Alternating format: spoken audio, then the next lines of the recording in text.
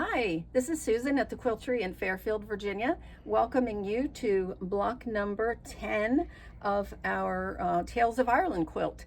This one is the fairy ring block. This one is a little more challenging, especially if you've never done English paper piecing. So I'm going to show you the way that, simple way that I think you can do it. This is the block.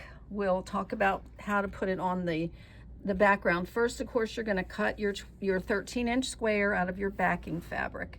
The sample used a dark background, but I really wanted mine to be on a light background, so choose whatever you like, and you can pick whatever fabrics you want to put in here. I used 12 different fabrics, and I interspersed my green with my pink just because I wanted to.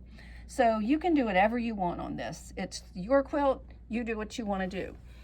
On the back page of your pattern of the fairy ring block, you're going to see that there are two templates. One is a little larger than the other. So template B, for some reason the instructions say that you need 12 of them. You only need one, okay? And I have cut it out of cardstock. And I've got my little piece of fabric here. And what I'm going to do this 13 times on my fabric. I'm going to get, oops, oh my goodness, I got myself caught with my needle and thread there. I am going to get my friction pen and I'm going to draw this out. And of course, the nice thing that I love about the friction pen is that it will come off completely when you apply heat to it. So once you iron it down, you will not see the marking that you've made. If I could get it on there, it'd be great. Okay, you can kind of see there. Now what I'm going to do, I am going to take my scissors and I'm going to cut that out on the line.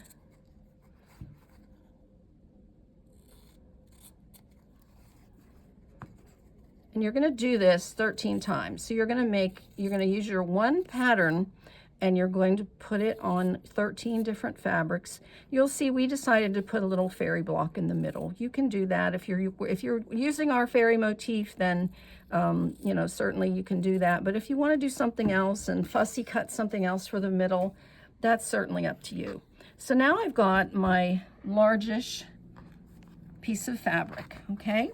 Now the little one comes in, and I have made the same kind of a thing on cardstock for the smaller size. And what you want to do is you want to line the small one up inside your large one. And I really recommend this Fons and Porter glue pen.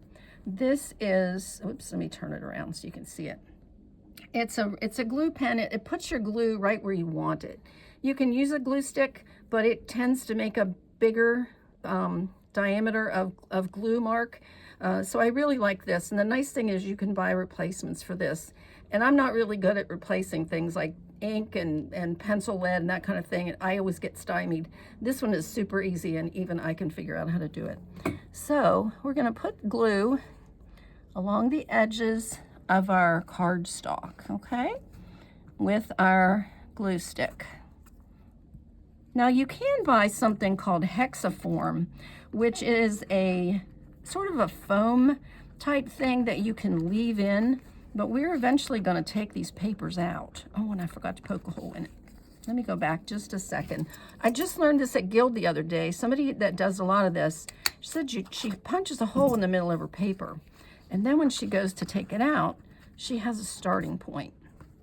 So you're just going to go around like you're wrapping a present. You're going to go around, you're going to make a little crease, my glue kind of. You're going to make a little crease and you're going to fold it in and you go all the way around. You make your little crease like you're folding the ends of a package up to give someone for their birthday. And you just keep on going around and around, and it doesn't have to be equal on all sides, as long as, because what's gonna matter is what shows on the front. Okay, so here is our, I'm gonna hit this with another little bit of glue, and don't worry about the glue will disappear, because that's another nice thing about this. So when you turn it over, you've got your little hexie. Okay, so you're going to make all the little hexies that you want, and we're going to join them together. Now, if you've never done English paper piecing, this is done by hand. And all of you hand people are going, ah, or the people who don't do handwork. It's really kind of fun, and it's different. Now, this is every craft and every job and everything has its own abbreviations. So we call this EPP. This is English paper piecing, and it's done by hand. Not to be confused with FPP, which is foundation paper piecing, and that's done on the machine. So just a little bit of extra information there for you. Now, if you're going to, I showed you this before, but if you need to fussy cut on your fabric, I have taken template B and I've cut it out, and I've left a 1/4 inch all the way around. And then I've laid this on my fairy fabric, and I just cut out her little face. And so I have fussy cut, that's how I fussy cut it. It's super easy. This doesn't cost much of anything at all. And you can fussy cut any size and any shape that way. Just make your shape, cut out the middle, and lay it on top, okay? So we are gonna have, I should have made a second one of these. Let me grab another piece of fabric. So sorry. Okay, I'm back. All right, so we're gonna do the same thing on a second piece of fabric. Oh, nope, wrong template. Here we go. I get a little nervous when Margot's taping me because she's so good at all this stuff. And I'm just like muddling my way through, but we all have to learn, right? I did make a whole quilt top with this English paper piecing, and I haven't finished it yet because at some point I was just like, holy cow, I gotta pull all those papers out when I'm finished. So I do find pulling out the papers a little bit daunting, but if you use the hexaform, you can leave the papers in. And I think if I were going to do a lot of English paper piecing at this point in my career and my life, I would definitely buy some hexaform, because I don't like taking the papers out. Just between you and me. All right, this is not pressed, but we're going to make another, and we're going to do the very same thing. We are going to get our little thing. Oh, yes. Margot's helping me. She's such a good friend. So I'm going to make that hole. You don't have to do that. I didn't know this trick until last Saturday at Guild.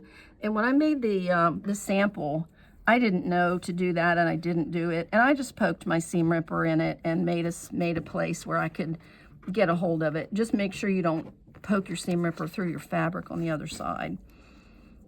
And the reason I'm showing you this twice is because I want to show you how they go together, okay? I don't mean to bore you or be too elementary, but okay. So we're just going around our little Christmas package here. We are making the little corners, and we're just gonna keep going around and make this second one. I'm a little tight on that side, but that's okay. As long as we get around it, and when we turn it over, we've got a hexie, okay? So that's all that matters. The back, it doesn't matter what it looks like as long as it stretches around and you've got a hexie on the other side, okay? So now what we're gonna do, we're gonna put these together, and we're going to do that by hand. Now I threaded a needle earlier, and I'm afraid I may have just unstrung it all, but I hope not. There we go, and I've got it on my little kitty cat needle minder because those are just the cutest things. So now what we're gonna do is, I'm gonna bury my knot under one of my folds to get started. Whee! I like to use Invisifil thread. Oh shoot, my knot came out. Pardon me while I re-knot. But I like to use a very, very thin thread for my EPP.